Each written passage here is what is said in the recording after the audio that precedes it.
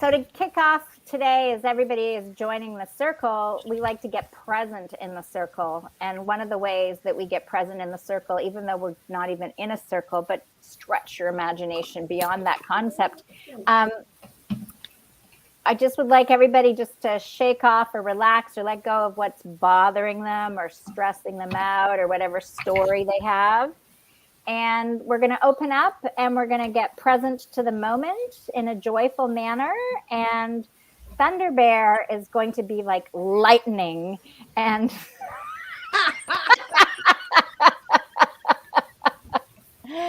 and things might shatter in your house. No, just kidding. And you're going to have an experience. So here we go.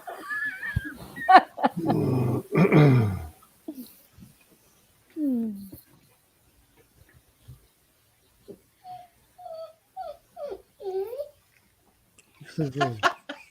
thought it was funny too. That's my dog. He's sitting here with his head on my lap, just wondering what I'm doing. So Pet me. he's got that look on his face. He's going to keep doing that. So you're going to hear the dog whining in the background. Okay, let's do this.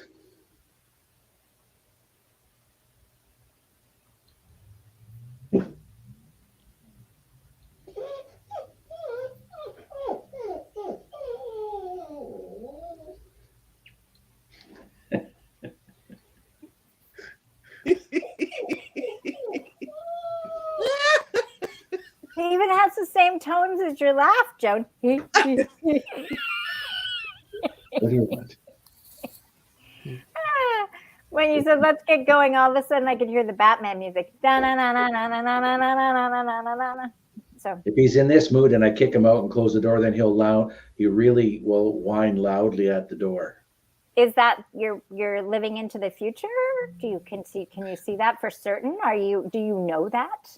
I don't. So I'm going to kick him out of the room. Get. Yes, we like to be present to the moment, which means there's nothing there that we actually know to be true to happen. So how many of us generally throw our past habits and experiences into our future? I was right. Just me? I can't hear him. So what are we doing today? What do we do every day? We talk about experiencing the spirit and what we don't know that we don't know, which is my day was constantly full of that today. How about anybody else? Have any new experiences? I had some weird stuff around me, not to me, but around me. Monday night, I felt was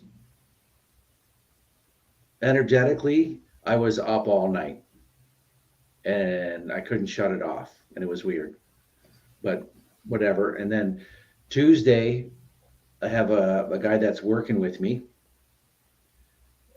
He comes in and we were talking about one of my tools went missing off the job site. So we figured someone scooped it. So he starts telling me all about all the cameras he's got at his place. And he goes, I'll show you, I can view it live. So he opens up his camera. He's going, wait a sec, there's someone at my house. And it's like, so who is it? He goes, I don't know. So he's on a group chat with his immediate family and other family members and stuff like that. And so he sends it all out to everyone and someone goes, it's your dad. His dad left over 20 years ago. Holy shit. Hasn't called, hasn't done anything, just left. And he showed back up and just walked up to the house and knocked on the door and no one answered. So he texted him later and they're going to probably get to see each other this week sometime. So I thought that was super cool, actually. Very super cool. So Patrick was just saying hi. I don't know if you guys saw that. He's with us here in spirit, right? Okay. And I just put the invite up here for anybody that is watching that has the feeling to trust the spirit and say, yeah, I want to jump in on this conversation live and see everybody too. So there you go. I'm going into the space of the unknown constantly. The space that already exists, Greg. I know there's just space. I've never understood that statement, holding space. Yeah. I'm holding Well, space.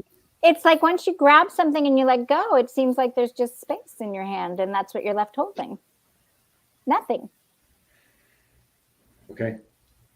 I'll hold Have nothing. you tried to grab a fistful of sand and push it really hard? What happens? It all runs Keep out. it. You Uh, create You diamond? You lose almost all of it. Yep. If it's very dry, fine dry sand, very little will be left there. Well, you got to feel the moment. Exactly. So Holding space, feel the moment.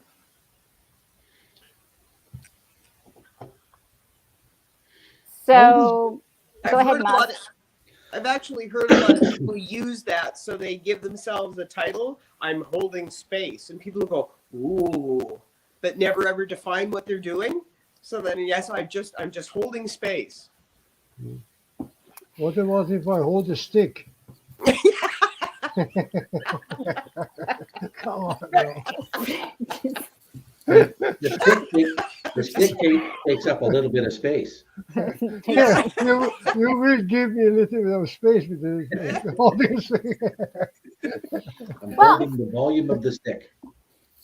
I kind of see it as most people are attached to a certain perspective.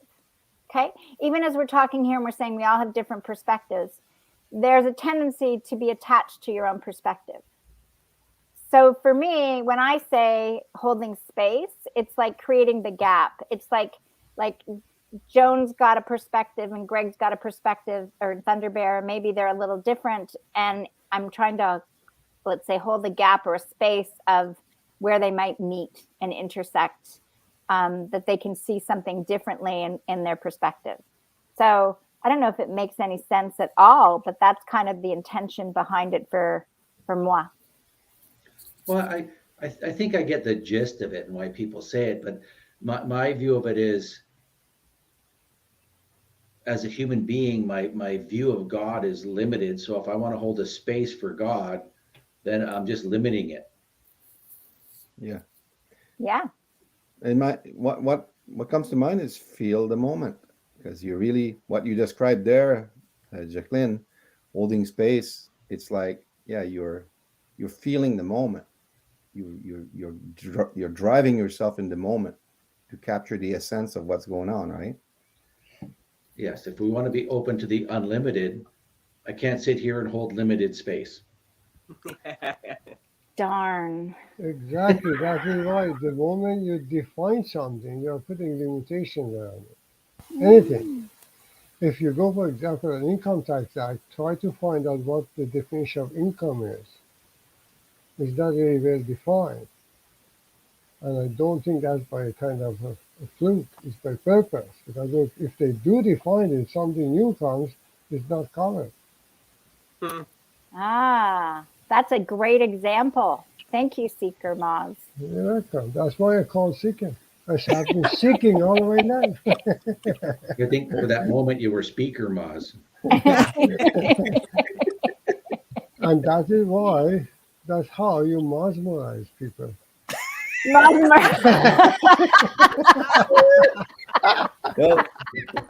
anyone that you've been jumping into a car and travel with Muzz, they're really being mesmerized. I'm telling you. That's another T-shirt for sure. Yeah. That's very good. Are you referring to our trip to Ottawa? Oh yeah. Anyway. Yeah. No, the problem is really when we define something, we are limiting it. One of the very good examples is the computer ASCII code. ASCII code is the code for alphabet and keyboard. Right? Mhm. I don't know, around maybe 70 something, this became standardized, and that really took away a lot of flexibility from the programming, computer programmer. Well, now they have to fit into this box. But before that, you could change things, and then if you find a way to kind of make your new system become compatible with those systems, you would do it. But after a while, the old system would disappear and yours become the real one. But when you box it in what they call ASCII code, you cannot change it because it's standardized. So that applies to everything that I know of, as I said, about taxation or when you define words. For example, what's the definition of word exclusive in your mind? Any of you wants to describe The, what the exclusive? definition of what? Let me put that on the board here. Exclusive. Exclusive. What's the Exclusive definition of exclusive? What when someone says this is exclusive right to me or to you? What does that mean? Exclusive. I know it doesn't mean inclusive. Okay.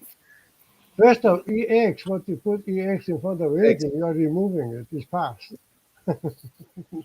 Yes, Patrick's coming in. There we go. Yay! There we go. Hey, Patrick. Hi, Patrick. Hi. So the question is, we're saying here, what is the definition of exclusive? So let's go round table here for a moment. So Joan, what would you say?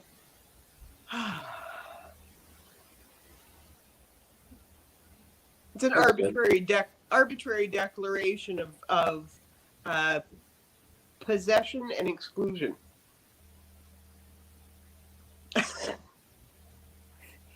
Possession and exclusion. Yeah. Don't ask Eric because Eric has been contaminated. So ask the other one Okay. before you ask Okay. Eric. So Thunder Bear, what's your answer? I was going along the same lines as Joan. I think it's the declaration of ownership of something nobody else has. Okay. Do you want to go now, Patrick? I see the question, but what's the context? Exclusive. Well, we don't know because it's Seeker Mods, and he gives us these just random thoughts.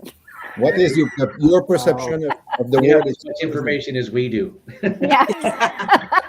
It's kind of like name this question. So that's all we had was what's the definition of exclusive? What's that? It's something that what you does have it mean for you? Okay, so I'd say it's something that somebody has access to that other people can't. It's kind of an exclusive club or exclusive, something that only a few people can have access to. That's the right kind of thing. Yeah, and so because it's Seeker Moz, right? That he's saying this, I'm thinking it's a trick question. So I'm gonna say something really, like it's limiting the whole experience when you say it's the definition of something exclusive. He's going to break the word apart and define what it really means. Exactly.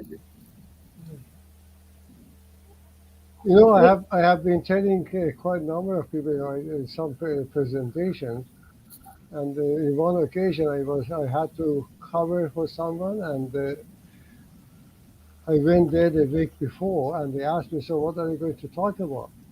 And this is kind of blue collar people on the Bayview Avenue type of Toronto area.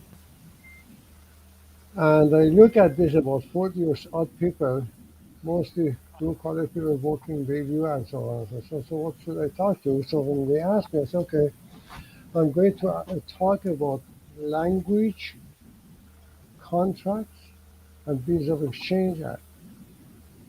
I'm not going to go to details, just touch the surface. So among them, there was a gentleman who said, "Mars, where are you from?" I said, "I'm originally Persian, Irina." He says, "So you are going to talk about the language? What language are you going to talk about?" "English?" I said, "Yeah." "Is English your mother language?" He says, "Yeah." I said, "I'm going to show you that you don't understand your mother language."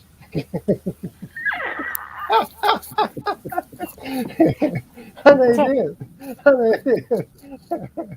So that is why, because we assume, presume, and believe, and that's the problem. That's the real problem. We don't know it. We think what is there.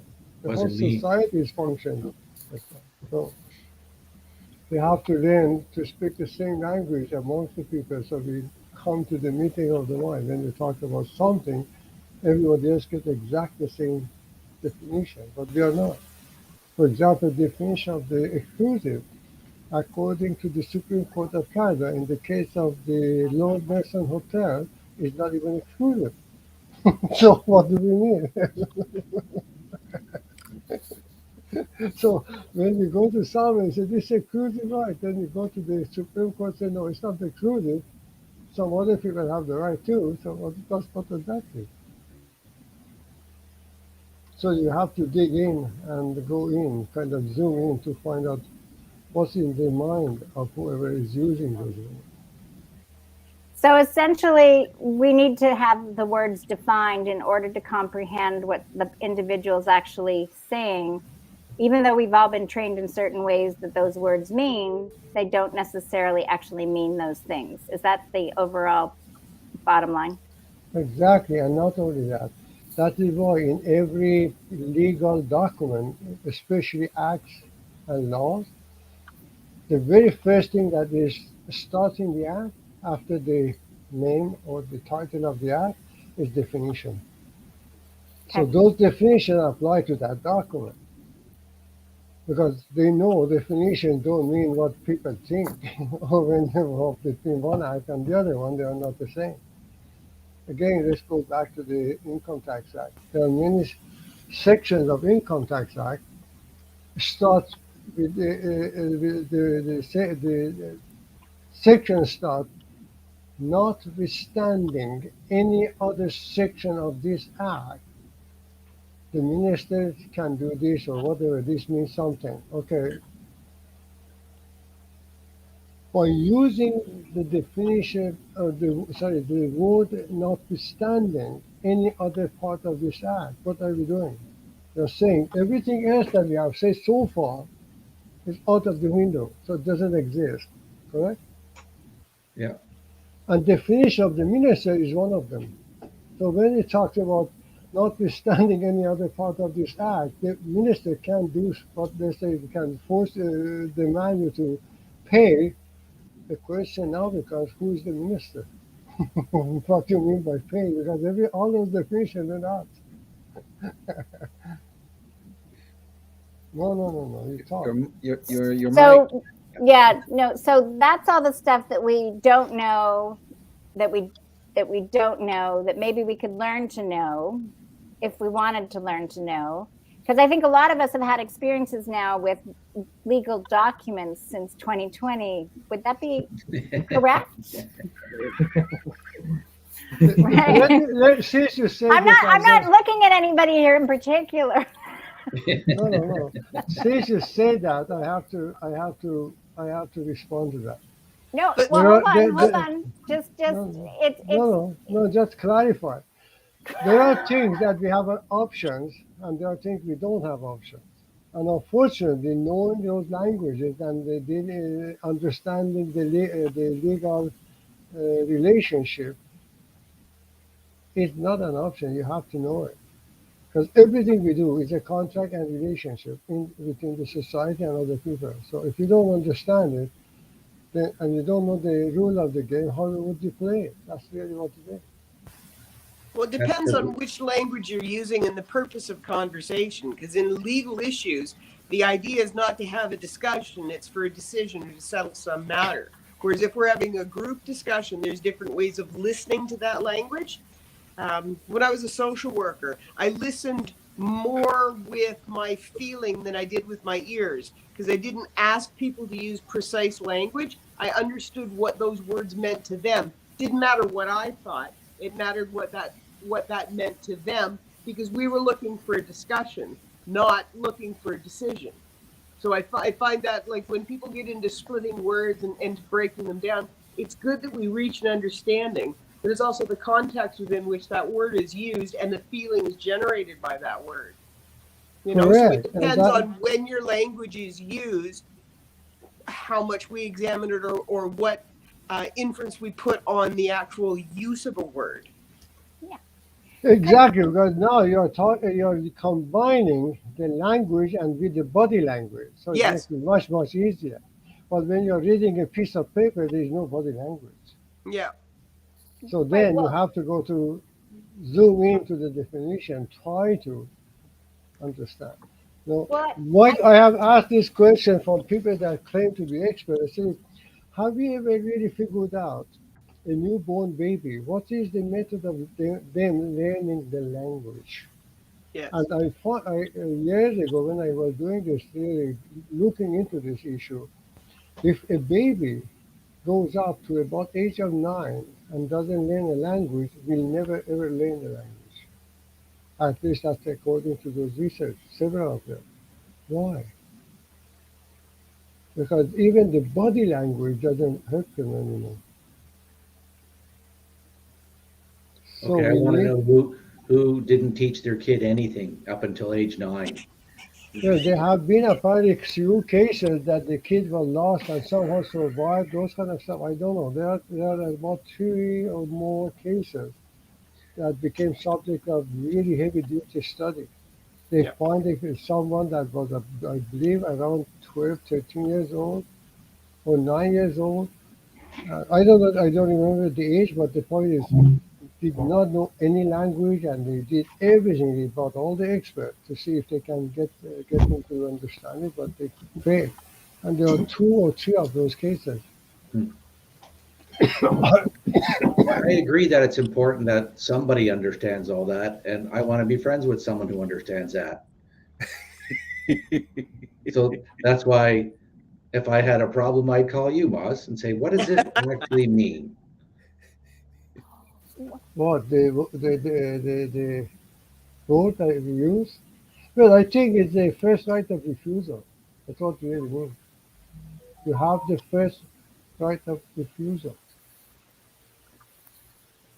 so I, Even the ownership is roughly the same. For example, you say this in mind. What happens when you, I don't know, when you go somewhere else or you pass? What happens to your ownership? Stays here. So all you are doing is when you say this is mine, you're really claiming that I have the first right of refusal. If I don't take it, then someone else will take it. so it's exclusive. I want to write a letter to the government when they say, oh, the money. I'm going to say, my first line is going to be, notwithstanding everything that you've ever said to me. That'll be the first. Notwithstanding any laws in this country. Yeah.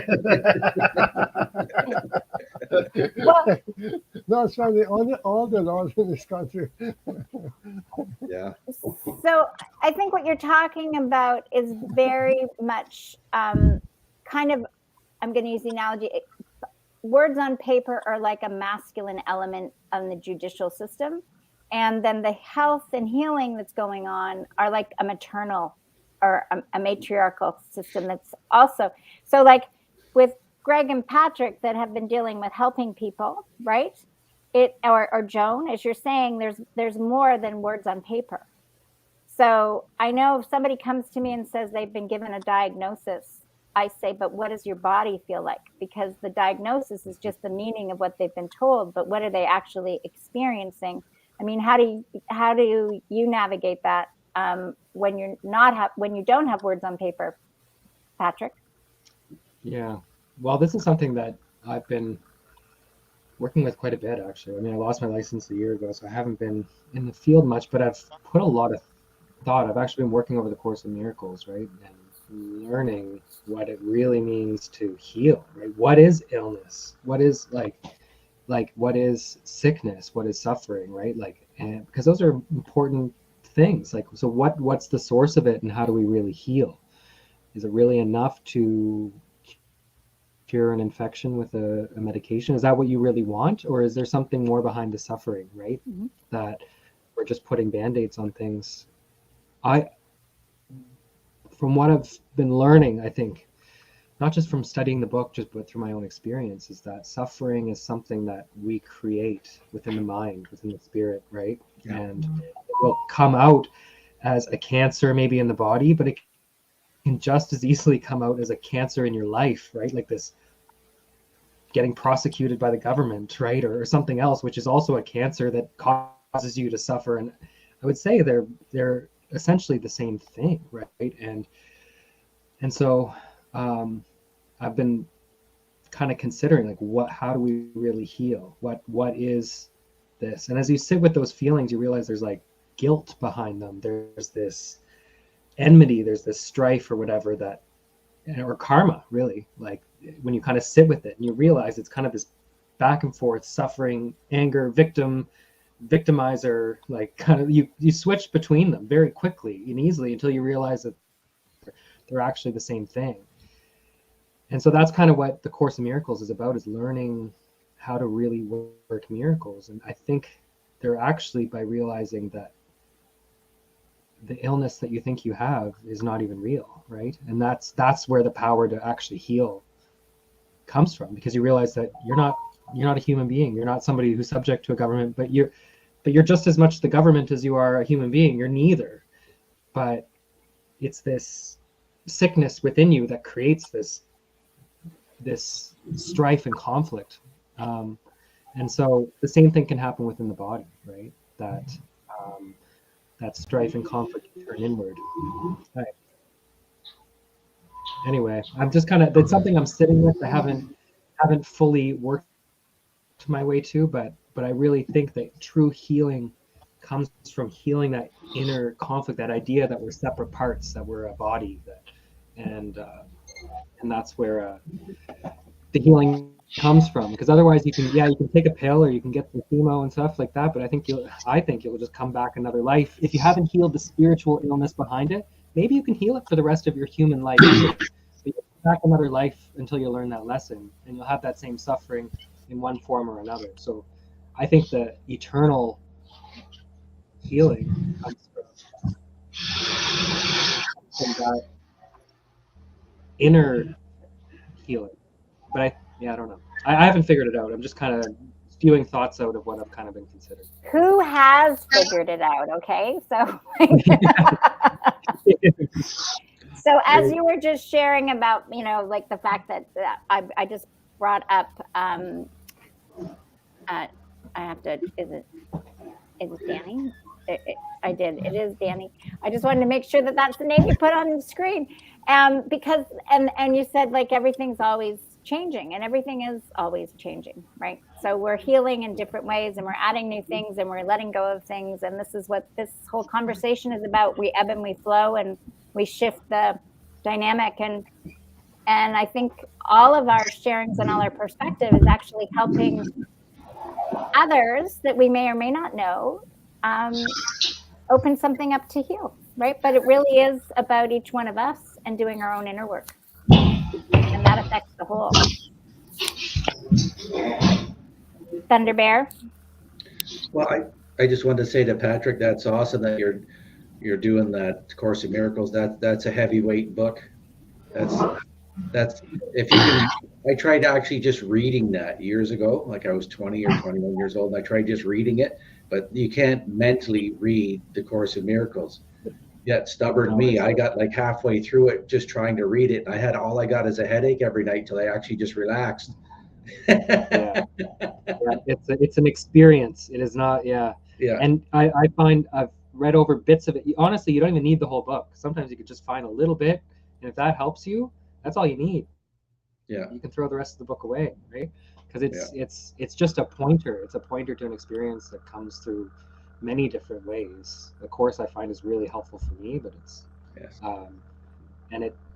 I find every time you read the same passage the next time, it's going to be completely different, because it's all about just listening to the Spirit speaking to you, right? And that's one thing that I've kind of been learning, because as much as the healing comes from within, it does come from the Spirit, right? Because our sick minds, right, when we're in that sickness, are fixated on what we believe we are and everything. So you almost have to, like this talk, I guess, was either the title or whatever, you have to open up to understanding, or not even understanding, but that what you think you are, the sickness that you think you have, you might not have. You have to know that you don't know. You don't know what anything is for. You don't know what a cancer is for. You don't know what a prosecution is for. You don't know what a totalitarian government is for.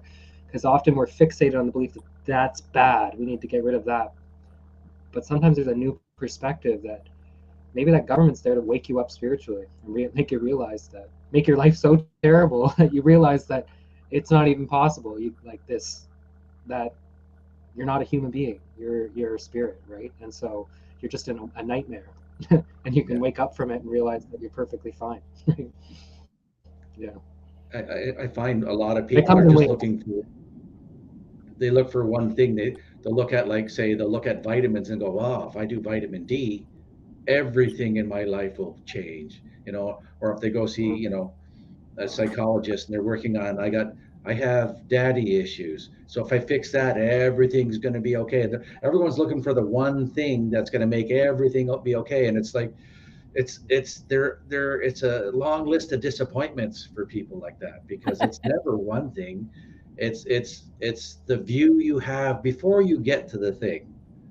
You know, it's the consciousness and everything you have before you get to the item you're even looking at. You know, the awareness of it, and actually, I'll even say it's the unawareness of it, because if you just go in open and unaware, you're more likely to fare better than if you think you got lots figured out going in. Because if you have, Yeah, you're so right. yes, if you're fully prepared all the time, then you're going to miss out on those quiet whisperings of spirit that help guide you really good. And that's difficult for someone like me, because like my job is very um, like in any profession, the longer you're in it, the more you think you know more than you, and you do know more than you used to, but do you do more? Questionable. It's always questionable. Like, so for me, when I hire new people that don't know anything, I ask them their perspective on it, because they come from such a naive place of what it is. They'll just look at it in a random way that fits whatever personality they have. And Mhm. I've picked up some amazing good things over the years from some people that were, in fact, not very intelligent in that area. And it probably wouldn't have been a good career for them, but they have that moment because we all have our view of whatever that is. And we take that view and look at our problems, at our solutions, and we're looking at it always through the same lens, you know, until we soften that lens, then it changes all that stuff. So I find it just fascinating that just listening to people that have it's just a fresh set. It's just a fresh set of eyes and ears, and you get that whole lifetime of experiences, whatever they had in their opinion of something, really quickly, and it's helped me tremendously as a person. Like I just got to share this about Joan. For before I hired Joan, my wife used to just laugh and goes, "You fire everyone after 6 months," and it was true. Like, I expected so much from everyone. I expected you got to have your best foot forward every day. And I get you have the odd bad day and stuff like that. But even if you're having a bad day, I expect you to try. So I was like, I was a Hitler for sure. And so my wife said that to me, and I laughed, and then I went and sat down and started thinking about it. It's like, I got to work on that. So when I hired Joan, she actually was probably my longest standing employee. She survived. He lowered the bar.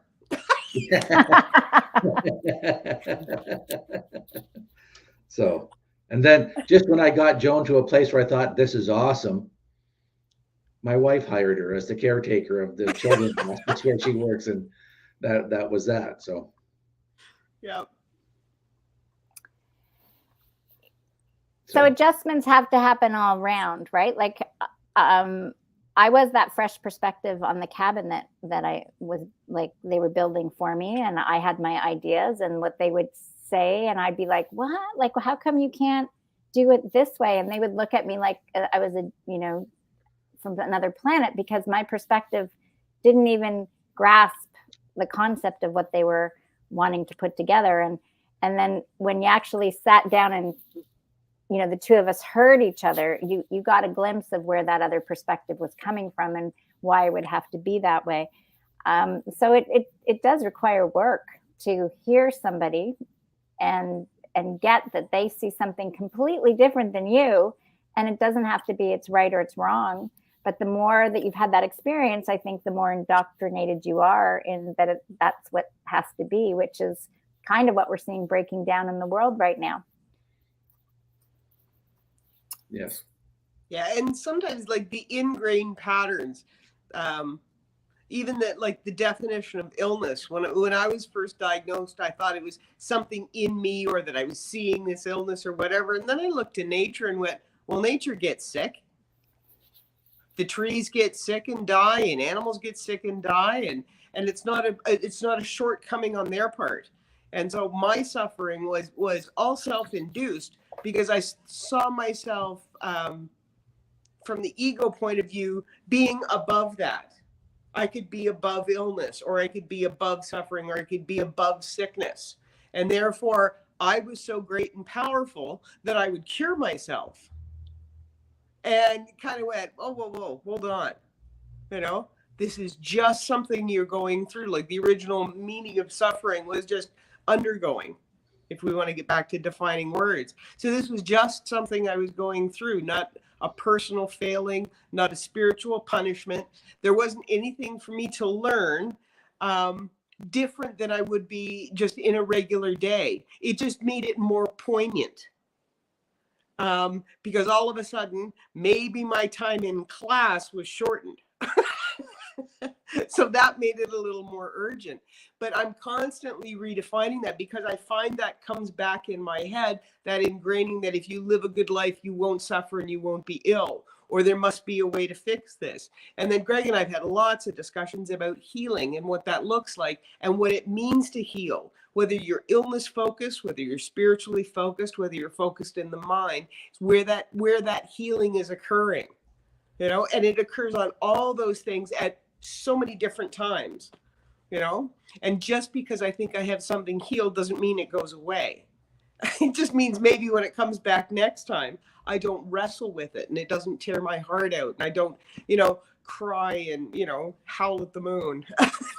So for me, it's constantly looking at what's been ingrained in my head and how I define those things to me, you know, and for me and for other people around me. What, Danny, I'm going to bring you into this conversation on ancestors, right? Like, what are the native teachings and the ancestors talking about healing? Is it part of the journey? Is it just an experience? Is there? There's a lot of side to it. It's not just one side, you know. There's healing through person. There's healing through medication, but natural. There's healing through spiritual healing. You know, it's all depend where you're sick. You know, and are you sick, or you're just off balance, or you're missing something, or you're lacking something. Maybe you got too much of something, you know. So I would say that as a native, for healing, start by looking into yourself, you know. So if you don't know yourself, well, you can explain what you need to be fixed or done or changed, or I gotta think. By the way, I'm French, so I gotta think. Yeah. So now we saw when we do ceremonies, people think that we might be crazy, you know. My elder that was teaching me my traditional ways, this guy, I don't know if we see it there. No, his name is there with his traces there. So the man that brought me on my red path to teach me my ancestral way and the way of our traditionals, in a ceremony, one kid was sick and they needed a certain plant, you know, and that plant was growing in other province, let's say, okay, or far away, but they really needed that plant to for that kid, you know, to bring down the fever, so the rest of the medicine would work. So some of the elders just went aside I started to do the prayer, the ceremony, and one guy had his, I don't know, his hand out. And the plant grew out of his hand. So try to explain that to people that have no spiritual connection or no vision or regular medicine. They just say they think we're crazy, so but they use that plant and they save the kid's life that night, so healing comes in, I don't know, thousands and thousands of ways, so you would have to be more specific to me to what kind of answer you're seeking for, Maz is the seeker. We just all know the answers. No, just kidding. Okay. No. I know Walking Turtle, but I call her Mama Bear. I know Patrick. Patrick is the doctor that went offside, I think. So I hope he's doing well. I know Greg or Thunder Bear. May I know who the other people are so I can introduce myself? Or I don't know if you. The guy on Okay. top, the silver fox, is the one who stole the silver bullet. That's why people cannot use it anymore. The sound is too low. I can't hear. Hold on. I did not hear your answer. My sound is too low. I need to find out how to put Yeah, that up. Moz. For some reason, even for me, like when you speak, the volume needs to be up a little bit. So I don't know if you can adjust something at your end. Is it any better now? A little Oh, yeah, bit. it's a bit Yeah. better, yeah. Okay. So I missed Yeah. the answer.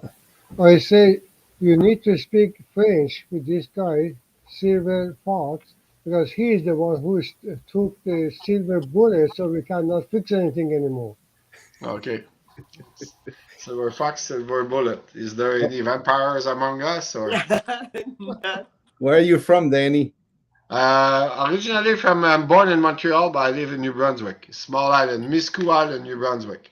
Okay, I talked to you on the phone before.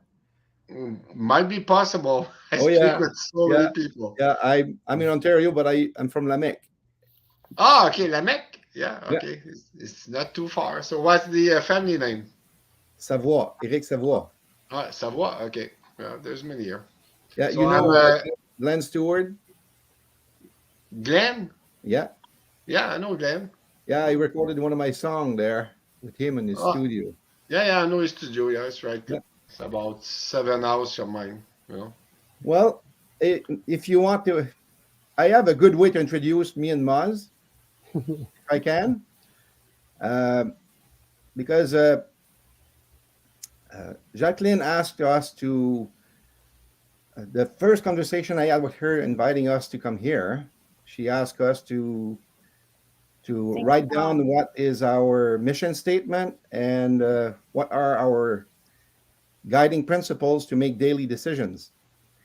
So me and Maz had a Zoom meeting about this, and we started talking, and whatever Maz said, we wrote down, and then I wrote 2 poems introducing us, me and Maz. Okay. I hope I don't have to write a poem. No. It's a creative way for me to do this. So Okay. let me start with Maz. My world is a dream world of reality. My experience is a stream of practicality, adhering and promoting justice and impeccability. I restore individual rights to bring order and accountability. Standing for impeccability in words, thoughts, and actions to improve society for so many reasons.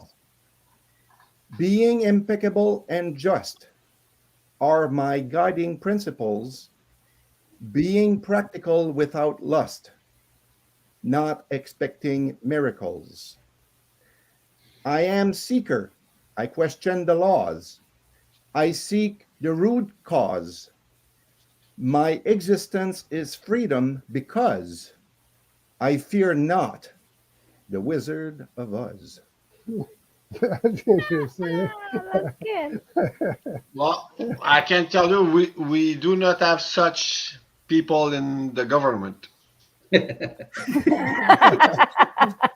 Well, I can Maybe- introduce Silver maybe- Fox now. Maybe you can vote in someone like that. Well, I sign the poems I write like this. I say at the end, Silver Fox, poet, songwriter, servant. Because we need some change with the institution of government. So, you want to hear Silver Fox now? Yeah, yeah. All right, Silver Fox. I am who I am. The message is the message. Interpretation of the message towards miscarriage shows the character of the interpreter. Walking on the ridge, building a bridge from spirituality to practicality. The guiding principles are the 7 habits. The target is the circle where they all fit. The spirit name is Silver Fox. The mission is frame life out of the box. Nice. Well, I have something, but in French. But who understands French here besides Silver Fox? Oh, parlez-vous français? C'est très bien. No, Oh, wow. no. I know if I read it, you won't understand it. So. Read I know it. a couple of colors and a couple of numbers. That's it. Others will comprehend it, so please read it. This is about I have to find it. expanding, Give me 2 seconds. expanding our perspectives. Okay, so here's my poem. Rub-a-dub-dub. Thanks for the grub. Yay, God. Okay, that was a short notice. Okay, but hey, I had to stick something in there. Well, I got 100 and some poems. If you want me to read another one, if you want to fill the gap. Well, it's the beauty of how we all express ourselves, right? And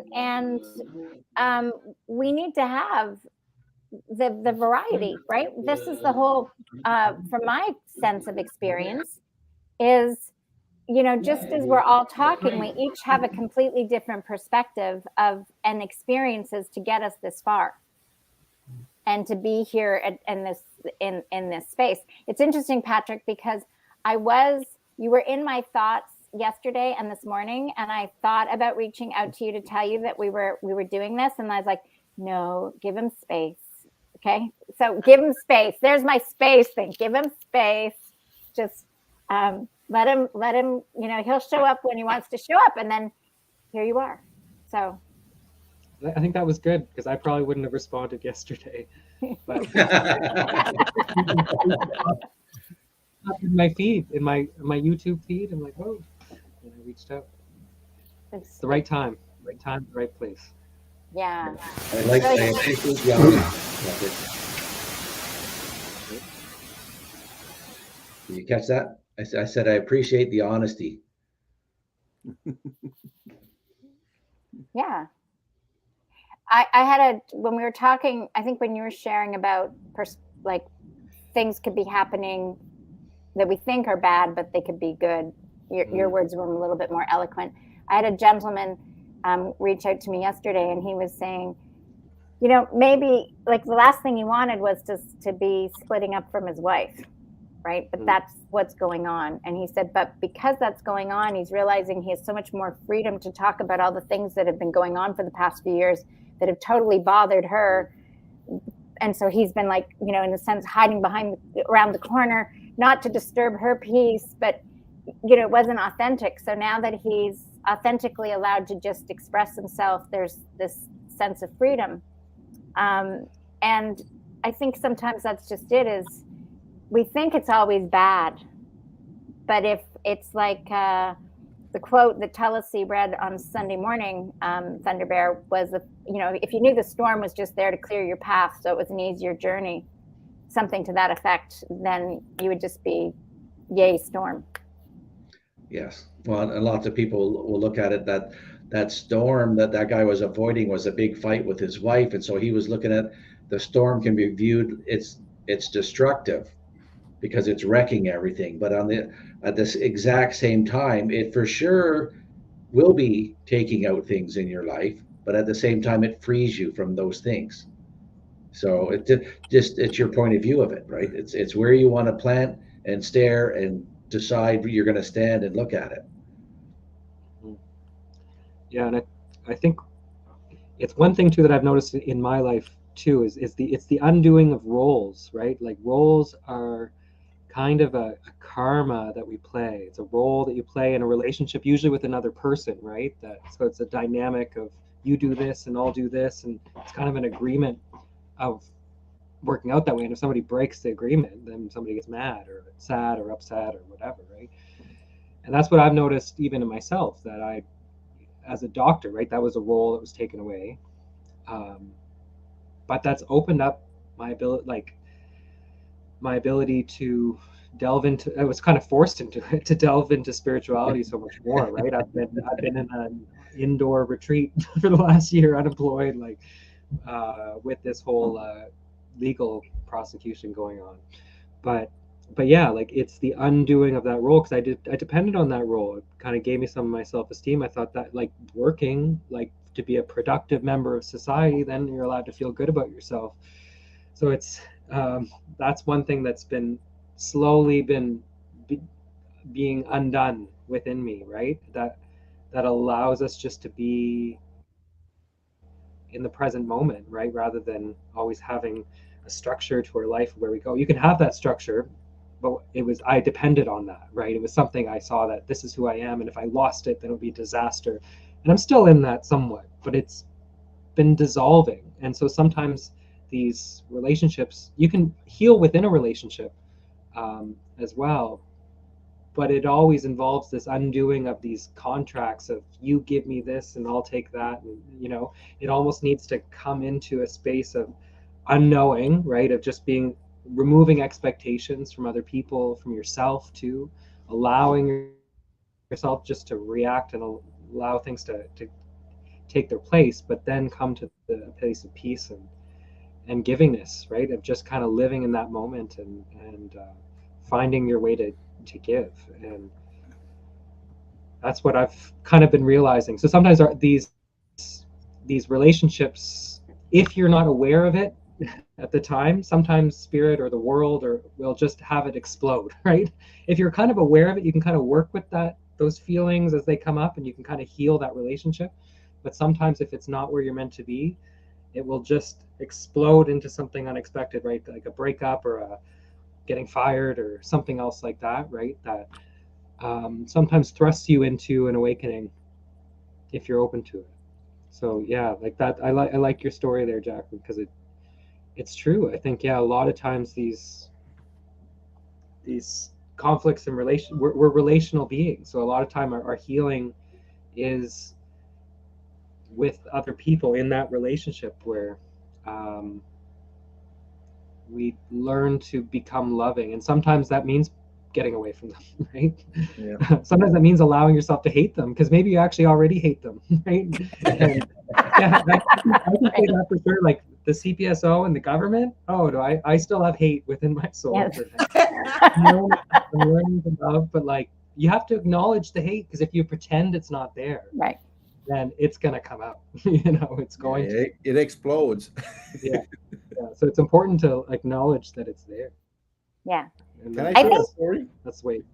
in light of what you said there? Oh yeah.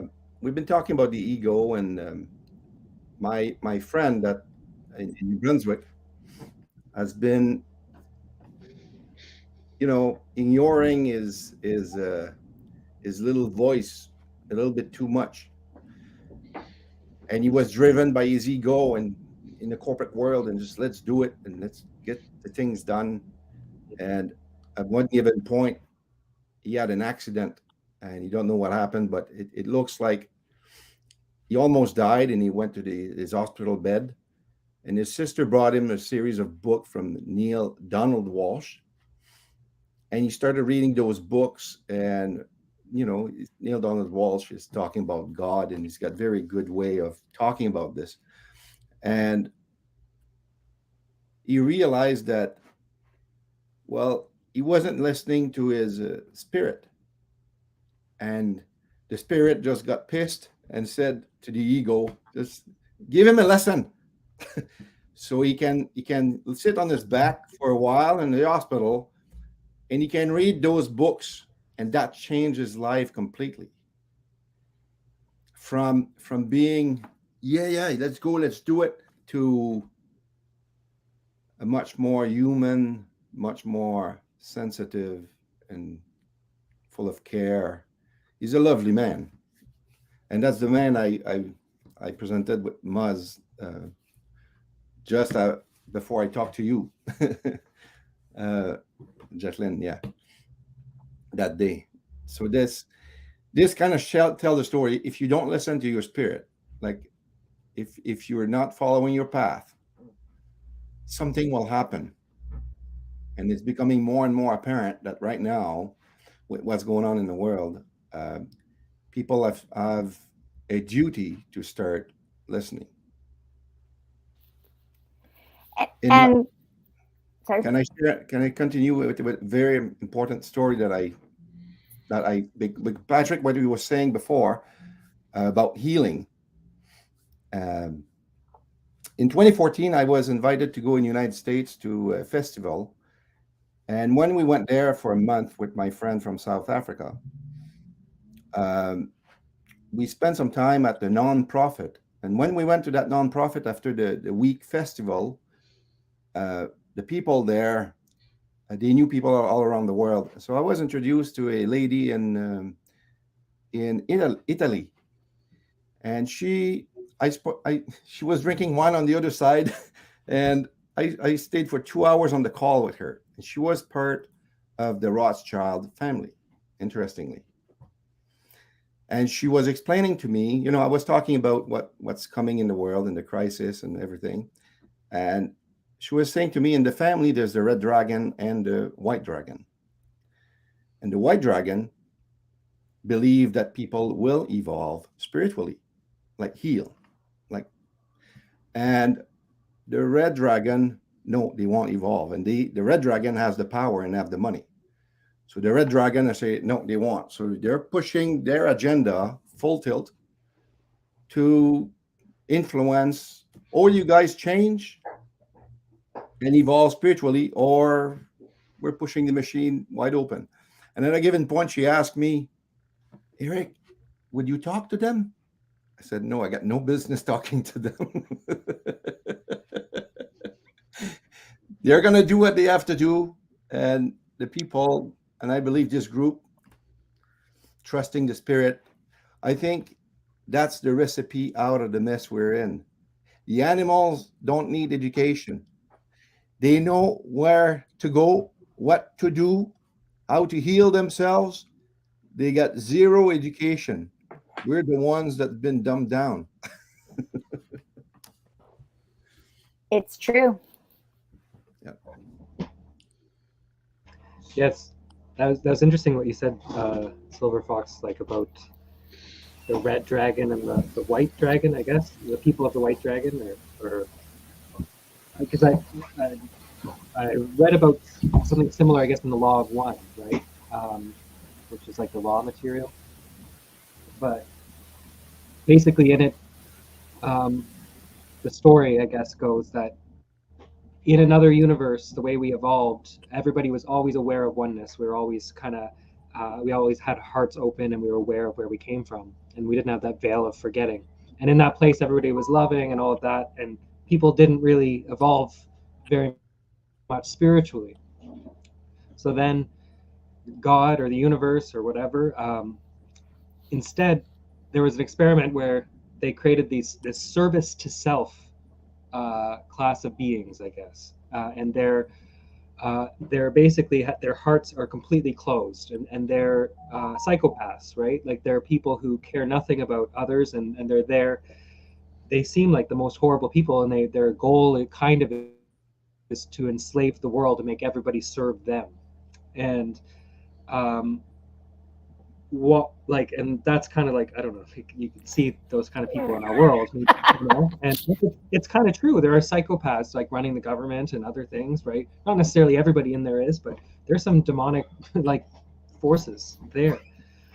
But Yeah. perspective, like I really like what you said, because they're there for to push us and to allow us to evolve spiritually in a way that we never could if everybody was always loving and nice and never tried to hurt you or try to enslave you, right? Those people are there as part of God, right? As part of this to push the others to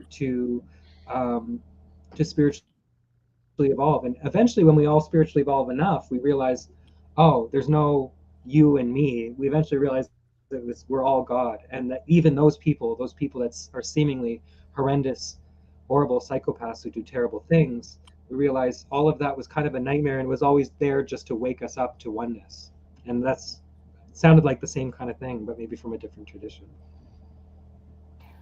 Oh, you're muted.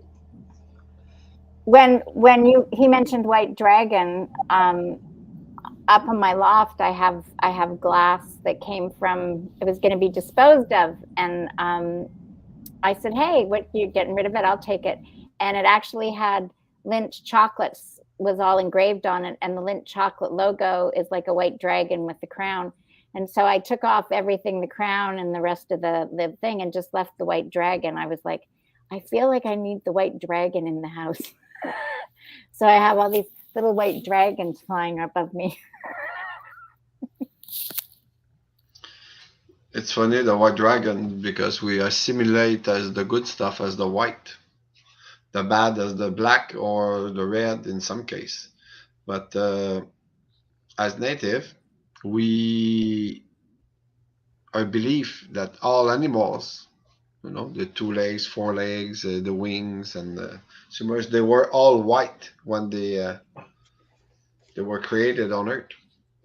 You know, as they lost purity through humanity, and one need to eat the other one to feed himself, you know, so they started to get colors, you know, and usually the more dangerous or potent something will be, like some frogs has red dots on them, you know, if you touch them, well, you die, you know, so the red is kind of the warning of the bad, you know, so the very flashy, the more flashy the color is, usually it's more potent on giving a negative effect, you know. And we say that the pipe, because the Mi'kmaq here, the pipe was from down south, the tribes from way down south in the US. So the pipe came from the white buffalo was brought here, you know, through white buffalo lady.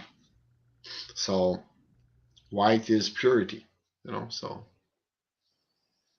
the analogy for the white dragon kind of fit what has been mostly always shared with everybody, you know. So I have the thing in French. It took a while to find it.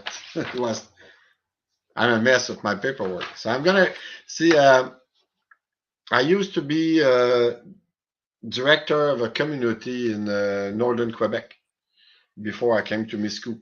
And I did not come to Miscou to become the chief of the community. I came to Miscou. I wanted to be just to help. But unfortunately, the guy that was supposed to be the chief was my teacher. And he died, so somebody has to step up to the plate, and everybody pointed at me. So I guess I'm stuck doing it, you know. So it wasn't by choice, you know. It was like all those fingers, you know. So It was karma. yeah, well, I don't know if it's karma or fate or whatever it is, but all this brought me to pre-retired early and not financially ready to do it. And I did wonder why I was so inclined to help the native situation, you know, in Canada. So through a meditation, I was just doing a meditation, and that came up. So, and that's not my language, you know. So I wrote that on this laptop in about 5 minutes, you know. And Jacqueline knows me pretty well. if she would understand the name in French, she would say, that's not Danny. Danny is too straightforward to use metaphor and stuff like that. So I'm going to read it in French for Silver Fox. Okay. And I will eventually translate it in English. Okay. But in French, it's where it makes more sense. That was the answer in French. So, dans l'œil de l'aigle, in the eye of the eagle, très très haut dans le ciel, porté par les vents dominants, l'aigle porteur du message regarde au loin le passé ayant parlé de lui-même, des générations récentes de son peuple fondateur, sur ce grand territoire donné par le Créateur pour les raisons qui lui sont divines et comprises seulement par les voies de l'invisible. Ce territoire du ciel levant au ciel couchant est celui de nos frères et nos sœurs et non celui de l'emprunteur, car le message de l'aigle annonce le grand réveil de son peuple pour que soient asséchées les larmes du passé qui ont créé l'étang de division entre nous. Le temps est venu, car l'étang est maintenant asséché et son sol durci par les souvenirs des blessures récentes, le passage sécurisé vers la marche du rassemblement de nos valeurs communes ancestrales, notre progéniture guidée par l'œil de l'aigle et la vision du renouveau, ne peuvent commencer qu'avec le regroupement de tous les efforts communs de tous les autochtones de ce grand territoire. Cela sans gain personnel direct, mais beaucoup plus par le gain commun des mémoires de nos ancêtres ayant marché sur cette partie de la planète donnée par le Créateur, pour nous, pour l'entretenir et la défendre, parce qu'elle nourrit nos corps et nos esprits. So, you're mute. The only French guy is muted. Muted. He's unmuted now. No, he's still mute. I see mute. He has to unmute. Okay. I listened carefully. I would like to propose you if you can send me that text and see what I can do in translating it in English. No, okay. It's just that, in French, it's like, it's fluent, it's one Yeah, word. I know. Goes, I don't know was if hearing. I don't know if it do the same in English, but I'm very bad at writing, and I'm very bad in French, and that came without typos. So I did not write this. So that was my answer from Spirit. Yeah. From upstairs to why I'm so involved in the native aspect of what I'm doing and why it's so important in my life. Because at some time, we have self-doubt, why am I doing all that? Why am I, changing all my life? Why, I do all this. So that was an answer, so. Well, Glenn Stewart, when I talked to him, I talked to you back in 2018 or 19. Okay. I think. You have a better memory than I do. Well, Glenn Stewart, when I talked to him on the phone, he said, you should talk to Danny. So he grabbed his phone number, your phone number, and he gave it to me. Talk to him. So I had a conversation with you at that time. Yeah. It's possible. Well, and then I was going to say, so the next fire that we have here on Mi'kmaq land, I'm going to keep referring to this land that so many people call New Brunswick as Mi'kmaq land, because it is Mi'kmaq land that's been somehow hijacked and called a different name. So when we have the next fire over here, maybe Silver Fox, you can come connect and see Danny, and the same thing, and Patrick can come back and visit. And you're almost ready to travel again, aren't you, Thunder Bear? Yes. Yep. Couple weeks. Yeah. Oh, you have to let me know a bit ahead.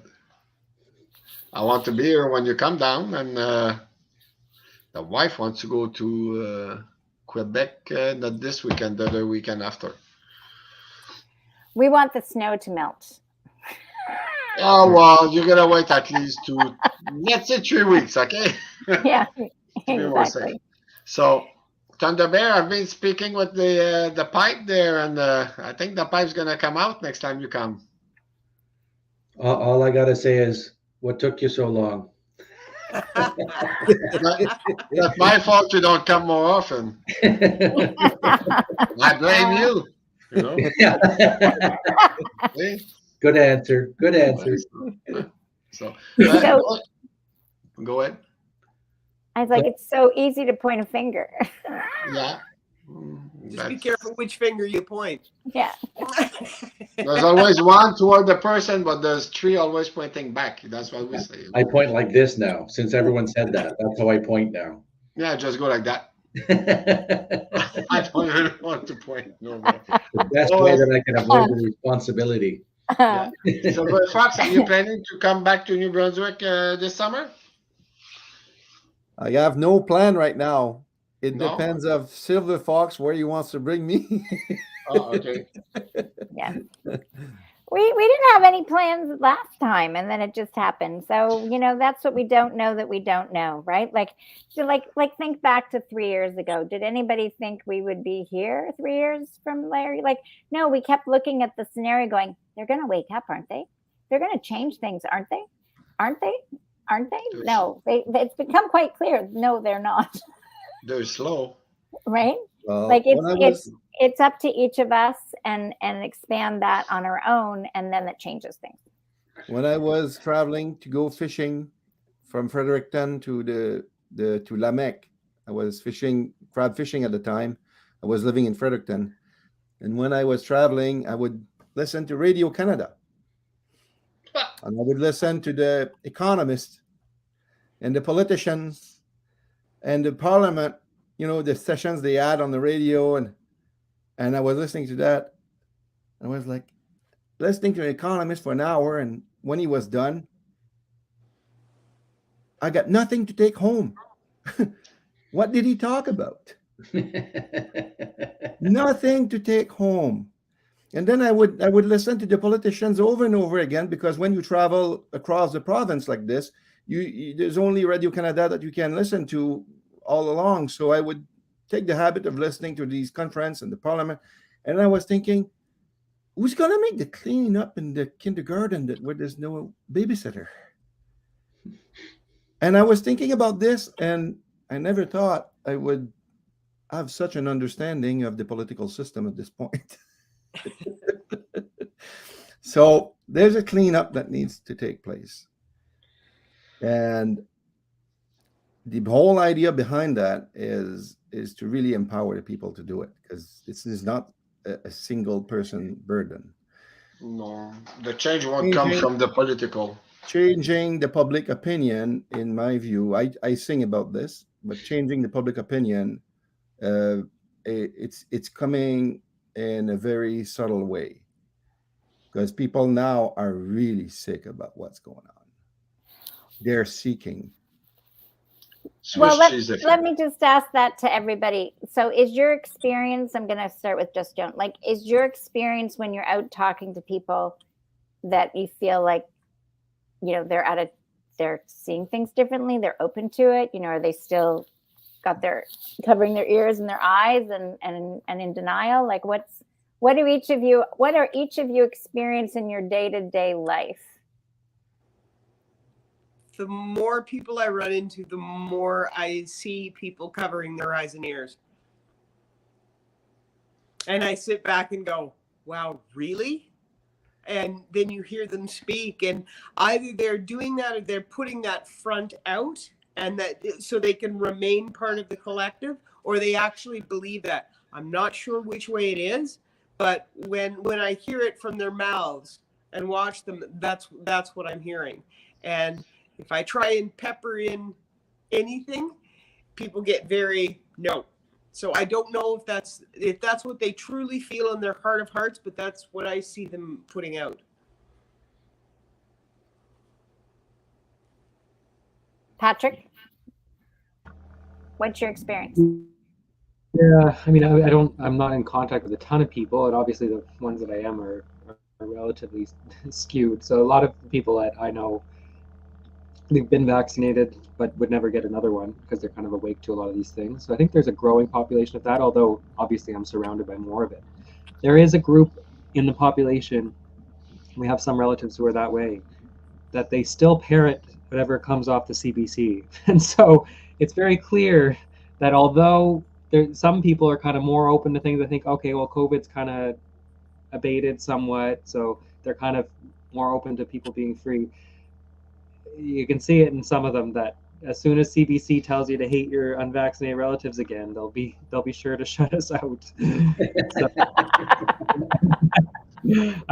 you can kind of see it in people sometimes. They just kind of parrot whatever is on the CBC, whether it's Ukraine, I support Ukraine, or COVID, or yeah, it's kind of like, I don't know, it's just a brainwashing machine, I think. It's astounding how you can see there's a headline in any news, and then the next day people are just repeating it and they have no idea the validity of it. And that is mind-boggling to me, how people just go and just hear and repeat. But the good news about that is when they get the right information, they'll share it. Mm-hmm. So that, like, I think human beings are designed to be that open and not so guarded. I think that's the real beauty of it. That's what I look at. That's an incredibly beautiful thing, because if they had some spiritual laws that they were kind of looking into and wanted to, not have people to hate and separate and all that sort of stuff, if they had access to all the right information from a very young age, then they would just be openly sharing it. Lovely. Like, it would be a really beautiful thing. So that aspect of them, I'm thinking, is probably it's like the double-edged sword or the double-sided coin, right? Like, it's the exact same thing that brought us the world to this place. Is the exact same thing is going to be what frees us. Mm-hmm. Because I think we're designed that way as human beings. We're designed to be open for what we see and what we hear. But like, we spend most of a lifetime listening to teachers in school and our parents who learned from the teachers in school, et cetera, and it goes down a long rabbit hole of just seeing that and then just repeating that. But that, I think, like I said, I think that's the real beauty of it, is when we get to the point where vast majority of the population actually have their hearts are open and their minds are active, instead of the other way around. Instead, their hearts closed and minds inactive, that they'll still have that attribute where they'll just want to share what they know, but for different reasons, not to be right, not to chastise, not to separate, but just willingly, lovingly just want to share. Like, I haven't been on Facebook for a while, but when I was there a while ago, and there was a whole bunch of people like, screw this, let's like shoot them, and like, it was pretty radical. And I kept saying, like, we have to be super careful how we move from here, because if it's a radical takeover, then we're going to have a radical in place. I said, if it's a really kind, gentle, slow motion, let it evolve naturally, then we have the opportunity to have somebody that is like that to be a leader. And well, I think we have so much population. There's going to be leaders. There's going to be followers. I think that's going to go on for a really long time, because I think we're evolving. Like, not everyone's going to light up and be evolved tomorrow. This is a journey, and trust me, I'd love it if something would happen and it would, like, and all of a sudden we're all enlightened and there's peace on earth and all that sort of stuff. I'm beginning to wonder, because like, you are the king of I don't know what I don't know, but Yeah. you keep throwing things in the future that you think is going to happen, and I don't know if that's. I just admitted I'd be happy to be wrong. And I don't know anyone who would be willing to be as wrong as much as me, and I am like that. I'm totally always ready at a moment's notice to be wrong. I'm happy with that. I accept that. Yeah. See, it Doesn't happen often. I was waiting. I was like, there's a bump coming. I think that's one of those times when you're wrong, Greg. Yes. Yeah. Someone's pipe is full, huh? I grew up with my father saying, the only time I was wrong was when I thought I was wrong. Well, if I can add to what you said, Thunder Bear, having peace and having an evolution that happens. The vision I was granted in 2008, to me, it's coming nicely together, and it would be something that is going to be the path of less resistance. The pressure is happening into so many ways, and the compression is going to force something to go easy on the other side. And that transition, I think, listening to the spirit, connecting with groups like this, has the potential to really have a spiritual flow to it, where people that wants to do it, they will be ready for it. They'll just join the movement, and it'd be so easy and natural that it's just gonna transition exponentially. That's my vision, anyway. Yeah, I got over the idea of wanting to make sure that the people that did all this paid, right? And for me, that was very enlightening moment when I no longer was attached to that, because what that means to me, I just want the consensus of the people to have such things in place where it just can't happen again. That's it. Exactly. Whatever that is, if that means we all have our mental faculties sharpened to the point where we actually know when someone's lying, no matter who you are, then it just can't happen, right? And that's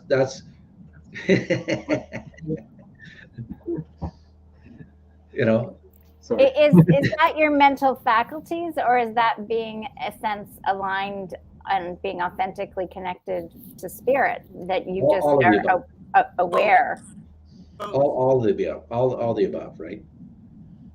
Because I know there's a heck of a lot of people that I've come across in my life that it will say exactly the right thing. It's so well trained. I don't know which one. And it's so well orchestrated, whatever that type of character it is. It's like, it sounds almost perfectly agreed to true, but there's just a little niggly inside me, right? It's like you've said before, Thunder Bear, about your friend that's the doctor that knows everything, and you just say, well, like, just doesn't feel right to me. Like, for the lot of the stuff, it's just like, yeah, it's just doesn't feel right to me. I can't explain it. I can't mentally articulate what's going on because I don't know. Well, that's someone that has their mental faculties like sharpened really, really good, and they have knowledge without wisdom, right? Because to me, wisdom is when you get information, you think it's knowledge, you practice it in your life, you see the results, and you learn accordingly. But it's not always just mental, right? You have to have that trust and that faith in spirit and all that type of stuff, right? And that's the balance. So people like that, I think, have gifts mentally, but they haven't balanced it out with spirit yet. That's all. But it's both, right? It's both. Okay, so to getting back to the question, so the people around you are coming to a realization, or are they covering their ears and eyes and just regurgitating what the CBC is saying, like Patrick was saying? You asking me? Yeah. Well, I live in an odd universe. Yes, we know. At work, like most of the trades and all the stuff I have at work are mostly like redneck country boys. So they'd rather drink beer and hang Trudeau. That's really kind of where they're at, And then my wife works. I don't argue with them. With them. And then my wife works in healthcare. So that's the CBC News exemplified. So I live in both worlds. I often ask my wife, so does the world just feel normal to you right now? And she doesn't know how to answer that question, so I let it go. Because I ask out of like I just want to know, because like I don't want to judge either side or the other, you know. So, and for sure with friends, like Joan and I will have some conversations and stuff like that. Like we've had on and off conversations for since we've known each other, and you know, we don't always agree, but we respect, and that's key. Key is, you know, super key, and that's why I think that's the other thing when I finally give up wanting to make everyone pay.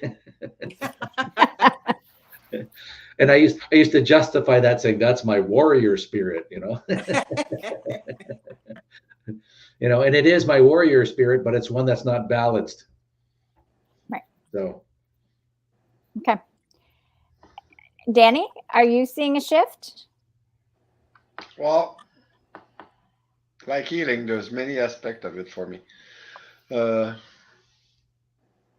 a personal level, my brother and I, we stopped to talk to each other because I did not take the vaccine, and for him, I'm part of the problem that the COVID was killing everybody. So I'm the bad guy, you know.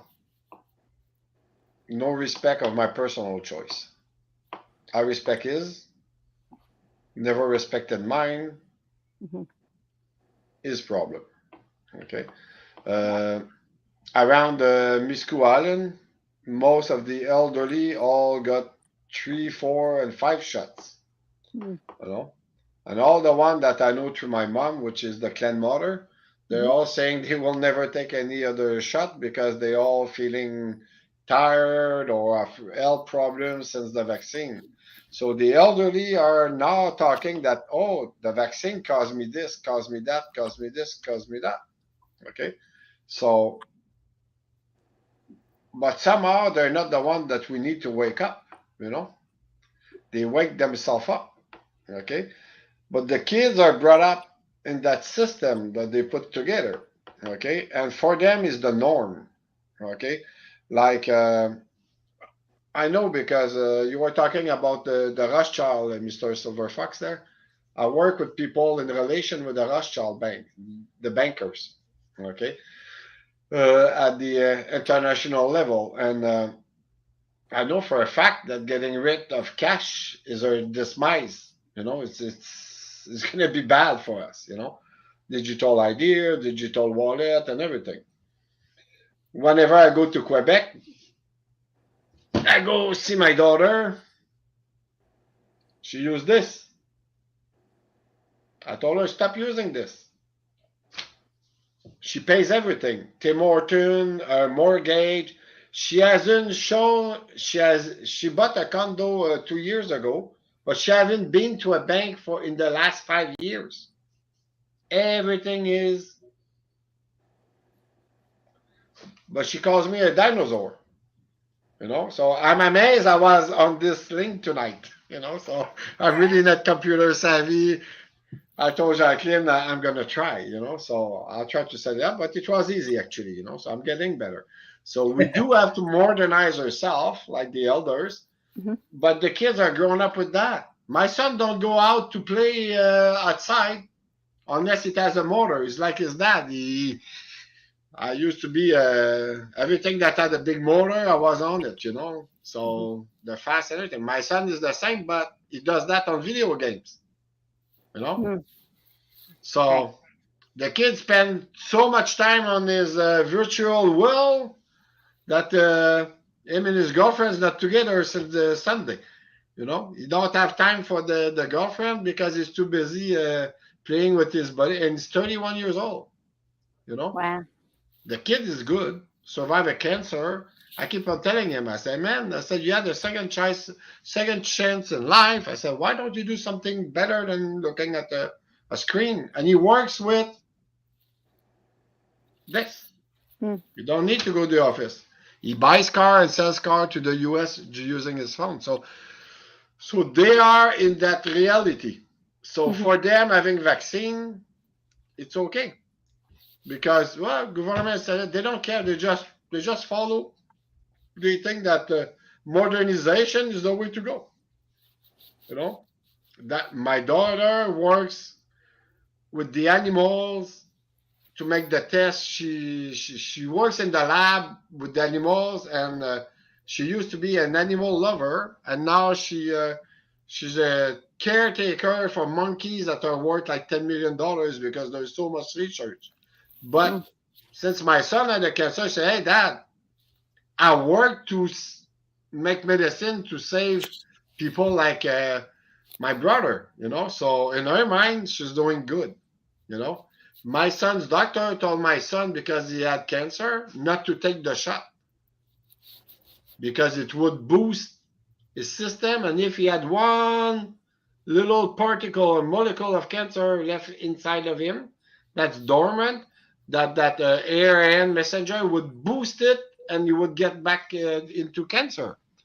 So, see, we have a doctor that's telling my kid because he had a cancer not to touch the jab. I'm personally against the jab, but I will respect everybody. I say, hey, Mhm. you should be master of your own domain. You know, it's your life, it's your body, it's your spirit. Do what the heck you think should be good for you. My group that Jacqueline knows, my clan mothers here, the people here, we did some ceremonies and a lot of asking to the guidance, and their official answer, jab or no jab, there is a cleanup on Earth. Okay, and the one who supposed to go will go, jab or no jab. The one that's supposed to stay and do the work will stay and do the work no matter what. So since then, I stopped trying to tell my own personal opinion about the jab. I say, well, what do you think about the jab? I say, hey, do whatever you feel good about it and respect other people. That's my standing point, my personal standpoint. But on the island here, I can tell that there is a shift. Even my brother that didn't speak, he actually told my mom that he will not take any more jab. Mhm. If there's boosters, he's done with the booster. So, and he's the most stubborn man I know. So I'm stubborn, but he's worse than I am, you know. So, but he will never, never, never admit that I might have been right. He's too proud of that. His ego is way too high to accept that his little brother could have been on the right path, you know. But now I made a count of all the how you call it, complotist, complot. How do you say complot in English? Um, I, I, I, have Competition. the other the Contra- activists and the conspiracy theorists. Yeah. Yeah, yes. You know, see, in the conspiracy theory now, I'm a 43-0 on our side. 43 times. Yeah, they have been proven wrong. You know, medicine. If you, I follow Didier Raoul. You know, so they can make him shut up. You know, he's right all the way. You know, so and there's weird thing. You know that made me personally believe.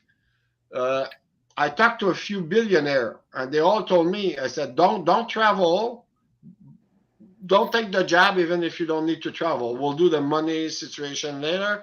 Do not take the jab. You know, so if the billionaires or millionaires are not taking the jab, the bankers are not taking the jab, and the Macron is not jab, Trudeau is not jab, it was fake, Legault is fake, we saw the fake thing, you know, so if all the elites, you know, or the one that's supposed to be in power or control are not taking the jab, why do you think Bill Gates' children are not vaxxed? You know, so it kind of made me strengthen my feeling about the jab, you know, so personally. So on the other thing, you Greg, you mentioned that there's leaders and Followers. followers. Okay, well, we can also say there's a teacher and a student. You know, Yeah. so but being used to be in business, I always thought myself as a leader, you know, and people follower. But a good leader is usually behind his people, not in front. So that's another story. But there is the awakening is happening by itself. Mhm. Through the guidance, the DNA of the newborns, and that's been processed in the last 4 or 5 years. The newborn have a different DNA. Okay, 3 strands. huh? 3 strands of DNA is Yeah, appearing. well, Yeah. well, it changed that. If you look very carefully, okay, before many years ago, all the kids that were coming from a royal family or a very wealthy family would follow the footstep of their parents, you know, being like money and power. And now, if you follow those big elites there, most of their kids are turning against their own parents and their own family, and they are actually destroying the family wealth or names, you know. But it's well hidden. But if you know where to look there, so you know, so the kids now want to have a better life. They care less about the money or the power, you know. So there's a big shift. The other thing is many millions of people on the planet are getting codes. I don't know if you Okay. okay, so they said they pick millions of people to bring some new code, and those are the new codes for humanity. Eventually, the code the code receiver will find each other and bring those new code up to date on this realm, you know. So I did not ask for those codes, but they just came in a weird way. For myself, there's 5 series of 5. I'm up to two and a half series up to now. The new code, I guess I didn't have time to meditate on that, but they will come when they come. But there is, for me, we should not seek justice through the justice system. We can only slow their progress doing that. So the people that are doing it, I still support them because it's slowing down their justice or their injustice system, if you ask me. Okay, that gave us more time, but the way to do it is like the group we're doing now, and having groups or community people that get enlightened to a better situation or a better earth, go back to the real meaning of life, you know, self-sustaining, spirituality, real food, because all the food that we have now, it's crap. You know, they're poisoning us, you know, so you have to know that the elite think of us as bugs or cattle, you know. That's their minding, and I speak with them, and they say, hey, you're cattle, you know, you're like animals there. We decide we get rid of so many millions in that country. We don't give a damn, you know. They would like to kill us and feed ourselves to ourselves, you know. So they don't care. They really don't care. So, and the enslavement system of all of that, the only way to change it, it's through being grouped. And like I always say, Greg knows, and Mama Bear, I think Patrick, the Swiss cheese effect, you know. You build a little community there that's going to set the example of what a community could be. So then you have not the leaders, the community should be the leader or the teacher of what would the future of the earth would be. So we need to build a community like we could think that the future should be.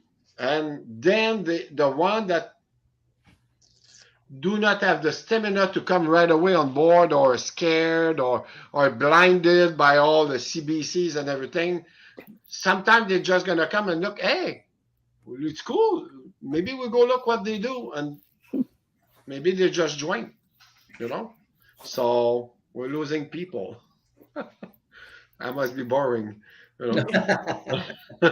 So for me, it's that, you know. So to do the new earth, we have to do the work. We need to install the grunt work of what it be, which will make the like a Swiss cheese effect in them. So if we make so many holes in their system, eventually their system's gonna, the weight of us gonna make their system crumble by itself, and we cannot go violent on them and revolt. They have the army, they're gonna crush us like bugs, you know, what they think. So the only thing we say, and I always say that, I'm not seeking revenge or a war with them and everything. And when I do actually meet them, government, I say, hey, I'm seeking a remedy, okay? And in my remedy, my traditional ancestral ways is my way of my treaties right and everything. That's the way I want to live, and you guys have to respect that because my ancestors were there way before you. So if my ancestors were there, okay, I have a grandfather clause on this land, and that land still belongs to us. So please just let us live alone and in peace with our own system. And I'm not forcing our system to their system. I'm just saying, listen, there's my canoe and there's your canoe. Okay? I said, you cannot have both feet in the two canoe. I said, I chose my canoe. If you put 2 feet in one leg in one canoe, the other leg in one canoe, you know, you won't go down the river too far before you go in the water, you know? So I paddle in my own canoe and I just tell them like that. I say, listen, I'm in my canoe. Leave me the F alone. I want to stay in my canoe. So when I go into your side, okay, you have laws and speed limits and everything. I don't fucking bother you. You know, I'm going to respect that. But when you come onto my community and my thing or on my land that we're claiming, I say, you will have to respect our own constitution, own rights and everything. So that's where I think our community, that's what we're focusing on, you know, acquiring the land, doing the community and everything. And unfortunately, we do need that to acquire land and to do blah, blah, blah, blah, blah, blah. So that's why I have the burden of trying to work with the elites and everything, because and that was a big dilemma with myself, you know. I work with a bank that did do the enslavement of the earth, Rothschild and everything, but somehow, like Patrick was saying, do we need to learn from them, you know? So you keep the baby or the water, you know? So so after, I think it took me 2 years before I felt comfortable to actually finish what I'm trying to do, to realize that I need to treat myself good, my health first, okay? Because if I'm not healthy, I won't do nothing. And I had a bad rap for 7 weeks there. I let myself drain too much. I stopped focusing on telling other people my what I think should be, you know, about vaccine and everything. I decided to keep that for myself unless we're just talking like in groups, you know. So I'm not there to teach people. I'm not there to be their leaders. I'm only there to do what I have to do. And if they want to look into what we're doing as a better option, please join. And people find each other somehow, you know, like we met Jacqueline, we met Patrick, I met Thunderbird, now Silver Fox and Josh Jones, you know. So, and the seeker stopped seeking, he went away. You know? He's being Swiss cheese. He's being the whole. Okay, like. Oh yeah, okay. In this conversation. Yes. So basically, it's that. So that's who I am and what I do. Jacqueline knows me best so far, I guess. And you know, I don't speak well. I swear a lot. I'm way too direct. I hate people that lies, and I'm gonna tell them, if you lie to me, I'll tell you. And upstairs they tell me when I'm being lied. So when I shake people, then I know the difference, you know. So, and I do not have any gifts. I just have little antennas that can listen sometime, you know. So that's my only, you know, that's the deal. That was very well. Yeah. Huh? Like I like your idea. I like your idea, like that we need to set the example, right? Create our own communities, create what we want, right? Those peaceful communities, and it becomes contagious, right? With spirituality, good food, all of that, right? I do think that's the future for sure. There's about 5% in humanity. There's about 5% of leaders or real teacher, and the rest, even the seeker, need to have guidance. They need to follow something. You know, I used to call them sheep, but I call them they're lost. They're lost because they cannot see anything better, so they just accept what they are in. You know, like I said, my kids, you know, that's their life. Well, You know? I use it for work. I was lost. I'm going to come back to the same thing. Like, I was lost until something within me said something has to change. Right? So I thought because you met me, you stopped being lost. I'm full of shit too most of the time, okay? well, it's that sense. I strongly feel that if everyone is a part of source creation, like a spark, that spark can be sparked like a propane stove in an off-grid cabin. You know, it can turn into a flame, and those flames can get stronger and brighter, and the fire within keeps rising, because then you just want more of that. You want more community. You want more peace. You want more harmony. You want more creativity. You can see the results around you. I see that, you know, and it's, you know, maybe because I'm in more of a rural area, but I really do. The people that I'm out talking to, and I'm always asking, is they know something doesn't make sense, right? They totally know that, and they just don't know what to do. And so in that, what we don't know what to do, I'm gonna actually kind of sort of quickly say that maybe we want to wrap up, and then let's kind of tune in and let the energy dissipate and hold the space. There's the word again. That's limiting. Okay, what am I supposed to say? Expand the space. That we can create. Be the space. Be the space. We can be the space. We can just be and envision what's in our hearts, and know that we're all coming together to help each other in manifesting and emulating and being our heart's desires. Okay, you're talking about space. Okay, so that's exactly the problem. Okay. I thought that was the solution. What? What? We're gonna pop out. Okay. Pretty quick. It's been a pleasure. Thanks, Patrick. Okay. Okay, so I can stay there 1 minute. Bye, Patrick. Okay. The So lovely problematic to is see you. they created the space, a void. Okay, there is a void that was created with COVID. Okay, and Thunder Bear said, "Be the space," or me, I say, "Fill the space." Okay, because if you leave by doing what we do, or the community, or the enlightenment, or getting people to do ceremony, or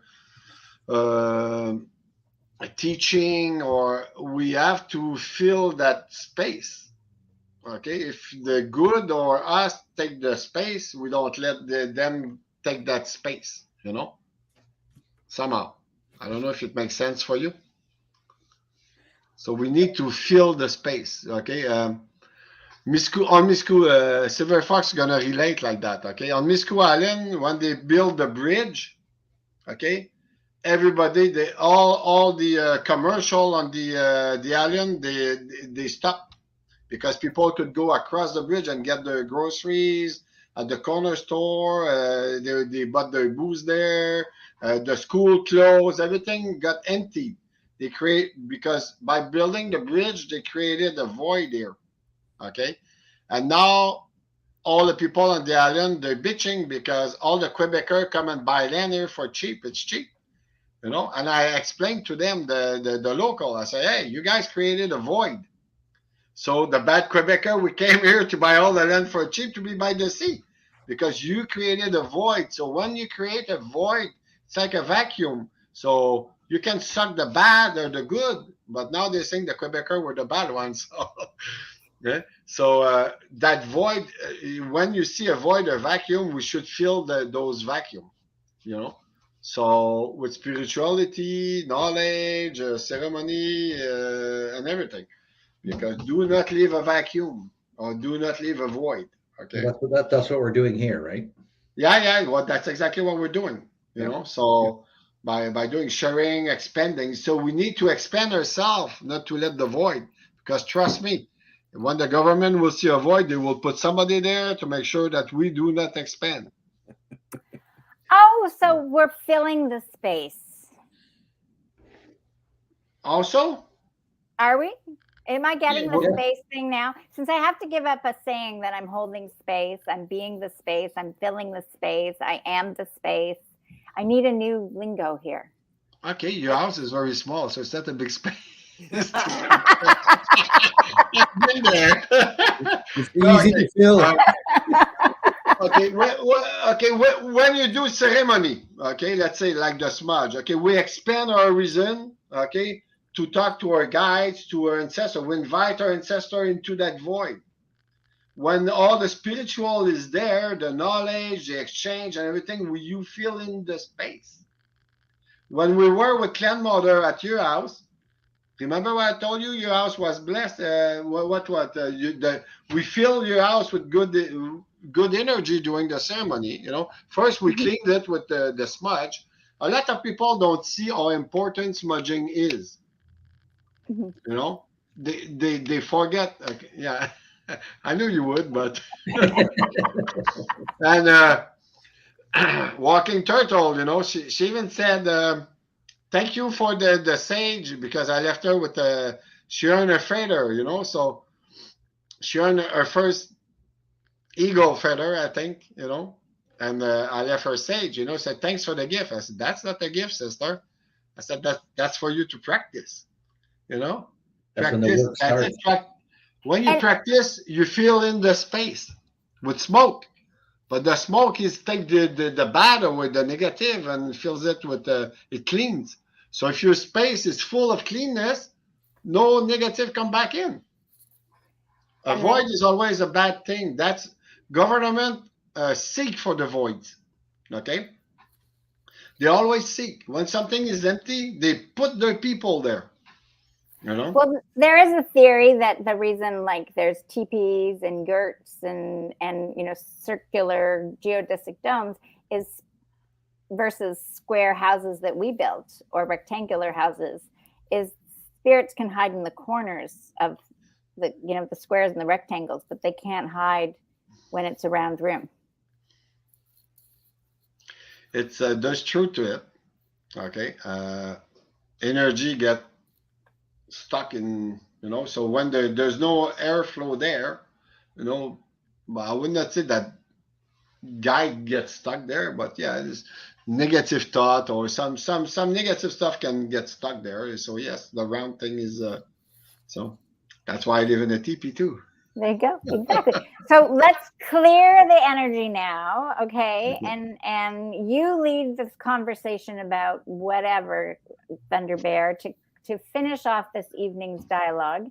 And we'll be back here same time next week. And who knows what spirit will lead us to have the conversation and who will show up. But it's always a pleasure. I'm very grateful to be here. And thank you for coming, everybody. It was lovely. Yes. So take it away, Thunder Bear. Drum roll. Rose petals. Shh. No, just kidding. I just want to express my gratitude for this group, and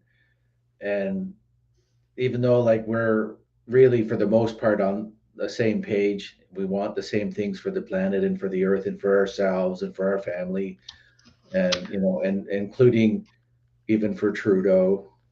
I'll throw that in there because at the end of the day, that's strength comes from forgiveness, and strength comes from, I think, even all that boils down to, like, we it's easy to externalize and look at forgiveness of others, but at the end of the day, it's really us. Forgive us for harboring such thoughts, such anger, such preconceived ideas of what the universe is and all that sort of stuff. So I think forgiveness of all of ourselves is, that's just how I am anyways. That's that's the direction I'm going with all this sort of stuff. So I just want to just say that, and that I just absolutely love this. I'm glad we started this. It fills my heart with such feelings I can't even express in words right now. So all I can do is close my eyes and share. I'll just share briefly. If you guys want to just bear with me for a sec, I'll just do my thing, and that's how I feel. So take a breath. We'll just do this.